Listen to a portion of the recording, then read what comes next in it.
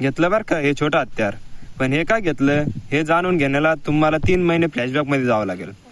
मी फुलाची शेती पहिल्यांदाच करत होतो आणि मला याविषयी जास्त माहिती पण नव्हती.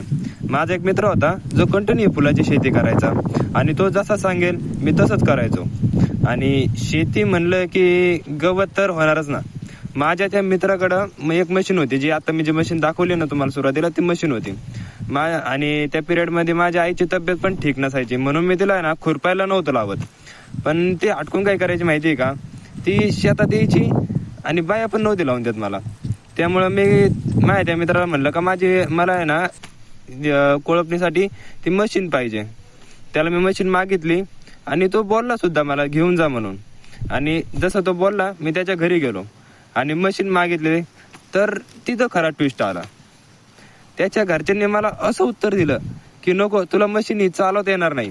आमचा माणूस जेव्हा येईल ना तेव्हा मी त्याला तुझ्यासोबत पाठवलं. आणि 3-4 दिवसांनी म्हणजे त्यांचे घरचे असं म्हणले का माझा माणूस आल्याच्या नंतरून मी त्याला तुझ्यासोबत पाठवेल 3-4 दिवसांनी, मग तुझं काम होईल.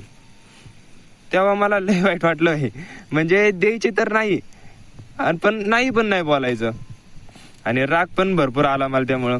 पण राग मित्रासाठी नव्हता, तो बिचारा तरी काय करणार घरच्यांसमोर. मला राग आला तो स्वतःचा, आणि मला राग आला की जो कंट्रोल होत नाही हे मला माहिती आहे. मी तसाच घरी गेलो. माझा एक स्वभाव आहे की मी कधीच माझ्या मनातल्या गोष्टी फिलिंग्स बोलून दाखवत नाही आणि मला दाखवता पण येत नाही. त्या दिवशी दुपारी 2 वाजले होते आणि डोक्यामध्ये एक सणक होती. 2 वाजता तसंच मी वावरामध्ये गेलो आणि माझ्याकडे ते हँडली चालवायचं कोळप होतं. मग ते कोळप असं होतं का, ते जसं आपण नांगर हाकायचो ना जुन्या काळात हाताने, त्या पद्धतीने ते कोळप आपल्याला वावरामध्ये हाकावं लागायचं. म्हणजे त्याच्यामध्ये पूर्णपणे ताकद लावावं लागायची. एका दिवसामध्ये पूर्ण 1 एकर मी कोळपून काढलं. ते बी मला डोक्यामध्ये राग होता म्हणून. आणि ही गोष्ट वेगळी आहे का, ज्या दिवशी मी कोळपावलं ना त्या दुसऱ्या दिवशी माझा हात सुद्धा नव्हता उडत. माझं इतकं अंग दुखत होतं आणि पाठ तर 3-4 दिवस दुखत होती. पण त्या दिवशी ठरवलं बाई, आज ही मशीनसाठी मला नाही म्हणले ना, मला उद्याच्या मशीन घ्यायची म्हणजे घ्यायची. आणि आज मी घेतलीच ती मशीन.